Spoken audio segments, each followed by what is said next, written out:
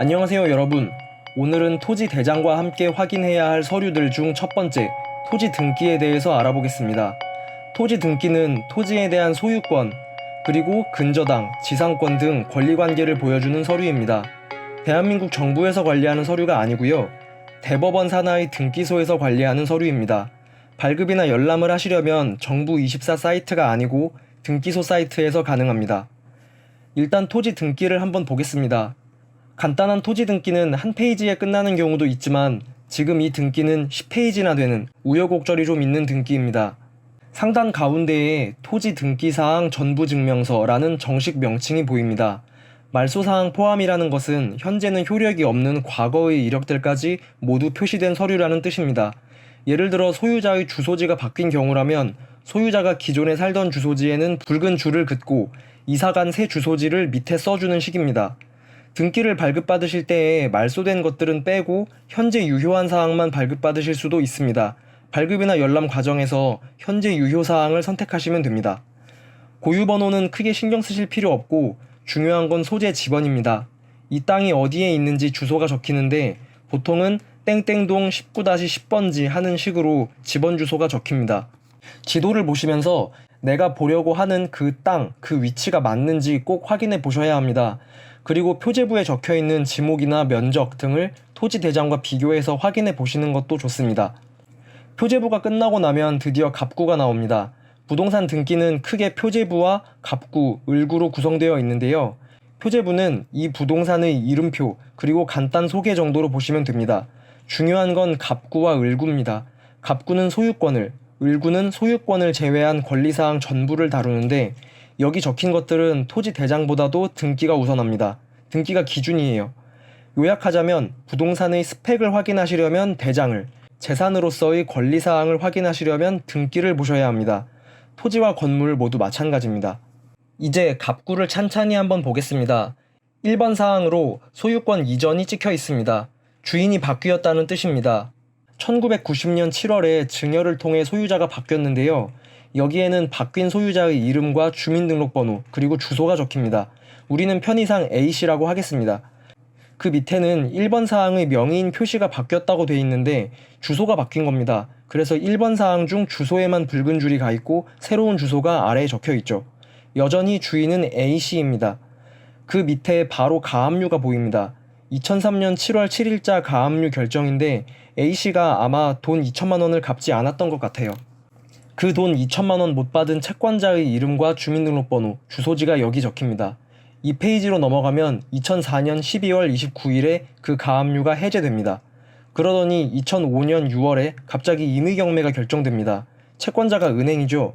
이 땅을 담보로 은행에서 돈을 빌려놓고 그 돈을 못 갚으면 이렇게 은행에서 담보물건을 경매에 던져버리는 겁니다. 근데 2005년 11월에 취하했어요. 경매가 열리기 전에 돈을 갚았고 그래서 은행에서 경매를 취하한 것 같습니다. 그러더니 바로 밑에 2006년 5월에 이번엔 국민건강보험공단에서 압류를 겁니다. 공과금을 밀리면 이렇게 공공기관에서 압류를 걸 수 있어요. 이러면 이 땅을 팔거나 재산권을 행사할 때 불편이 생기겠죠. 그리고 계속 공과금을 안 내면 공공기관에서도 이 압류 물건을 법원 경매로 던져버리는 경우가 있습니다. 그 뒤에 보시면 농협에서도 가압류를 걸었고 9번에 보시면 또 아까와는 다른 회사에서 임의경매로 또 던지겠다고 나왔고 그런데 전부 붉은 줄이 그어져 있습니다. 이 뒤에 이것들이 해소된 절차가 또 나올 거예요. 3페이지를 보니까 바로 나오네요. 9번 임의경매 취하, 8번 가압류 해제, 6번 압류 해제 등등 다시 임의경매 갔다가 한 달 만에 취하되고 또 가압류 계속 반복됩니다. 그러다가 소유권 이전이 나오네요. 등기 원인은 임의경매로 인한 매각입니다. 지금까지는 경매에 넘어갔다가도 어떻게든 중간에 취하시키고 도로 빼냈는데 이번에는 도저히 어떻게 못했나봐요. 24번 임의경매사항에 붉은 줄이 가 있는데 26번을 보시면 임의경매로 매각이 되면서 24번 임의경매가 등기 말소되었다 이렇게 적혀 있습니다. 아까까지는 등기 말소의 원인이 취하였었는데 이번에는 매각이 이루어지면서 붉은 줄이 간 겁니다. 이제 땅 주인은 바뀌었습니다. 편의상 B씨라고 할게요. B씨의 주소지가 바뀌는 게 보이고요. 또 소유권 이전이 나오네요. 이번에는 경매 같은 게 아니라 그냥 일반 매매입니다. 이번에 매수한 사람은 C씨라고 하겠습니다. B씨가 경매로 산 지 3년 만에 2018년 4월에 C씨에게 매각했습니다. 근데 또 임의경매가 보입니다. C씨도 그렇게 자금 사정이 넉넉하지는 못했던 것 같습니다. 28번 임의경매랑 29번 임의경매가 별도로 잡힌 건데 28번은 개인이 건 것 같고요. 29번은 마을금고가 걸었습니다. 그리고 2022년에 29번 임의경매는 취하됐는데 28번 경매는 취하가 안 됐죠. 붉은 줄이 안 갔잖아요. 그래서 현재 이 28번 경매 사항으로 경매가 진행 중입니다. 이걸로 갑구, 소유권에 대한 사항이 모두 끝났습니다. 다음으로 을구가 시작되는데요. 일단 한번 쭉 볼게요. 근저당, 근저당, 근저당, 지상권, 근저당, 근저당, 지상권, 근저당. 그러다가 2015년 6월 임의경매로 매각되면서 위의 9번, 12번, 14번, 16번 근저당과 지상권 전부 말소.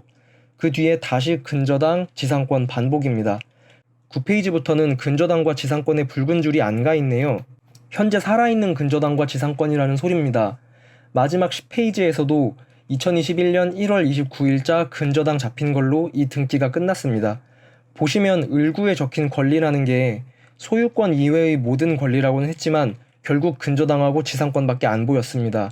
근저당, 지상권 말고도 여러 가지 가처분 같은 것들이 있을 수 있지만 대부분은 소유권과 관련되어서 갑구에 적히는 경우가 많고 을구에 적히는 경우는 대부분 근저당과 지상권 뿐입니다. 근저당과 지상권에 대해 간단히 말씀드리자면 타인에게 돈을 빌릴 때 이 땅을 담보로 제공하는 겁니다. 돈을 빌려주는 쪽이 꼭 은행만 있는 건 아닙니다. 개인끼리 돈을 빌려주는 경우에도 근저당을 설정할 수 있습니다. 근저당은 그냥 담보 제공이에요. 땅에 대한 모든 권리는 여전히 주인에게 있습니다. 채권 최고액이라는 게 보이는데 이 채권 최고액은 빌린 돈 자체를 의미하는 건 아니고요. 은행에서 돈을 빌려줄 때엔 이자도 받아야 되잖아요. 결국 은행은 이 부동산을 판 돈으로 원금과 이자를 모두 받아내야 되기 때문에 실제 빌려주는 것보다 더 많은 금액을 채권 최고액으로 설정해 둡니다. 만약 돈을 못 갚아서 정말로 부동산을 경매에 팔게 된다면 이 채권 최고액만큼은 근저당권자가 먼저 받아갈 수 있는 권리가 생기는 겁니다. 지상권은 뭔가 금액적인 건 안 보이고 건물, 기타, 공작물이나 수목의 소유라고 목적이 적혀 있습니다. 말 그대로 땅 위에 건물이나 공작물을 세울 수 있는 권리, 그리고 땅 위에 나무 같은 것들에 대한 권리를 말하는 겁니다. 지상권은 그냥 이 땅을 사용할 권리라고 보시면 됩니다. 지상권을 넘기면 땅 주인은 이 땅에 건물 지을 때 은행한테 허락을 받아야 돼요. 보시면 기간이 만 30년. 물론 돈 갚으면 그 순간 지상권이 해제될 수 있지만 30년 동안 땅을 전세 주고 은행에서 돈을 빌리는 겁니다. 땅에 대한 전세 계약이라고 볼 수도 있겠지만 전세금을 받는 게 아니고요. 대출을 받는 거예요. 그러니까 이자도 내야 된다는 점이 주택 전세하고는 다르다고 볼 수 있겠습니다. 보통 은행에서 담보대출을 해줄 땐 처음엔 근저당부터 잡고 담보대출을 해줍니다. 그러고도 돈을 더 빌려달라고 하면 그때 지상권도 잡고 추가 대출을 해주는 식이죠. 결국 대출금을 못 갚으면 근저당권을 통해서 땅을 경매에 내놓게 됩니다. 그런 과정들을 모두 적어두는 서류가 바로 등기부 등본입니다. 여기까지 재산권에 대한 서류, 토지 등기부 등본에 대해 이야기해 봤습니다.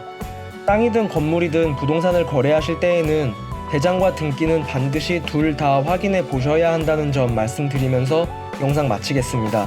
안녕히 계세요.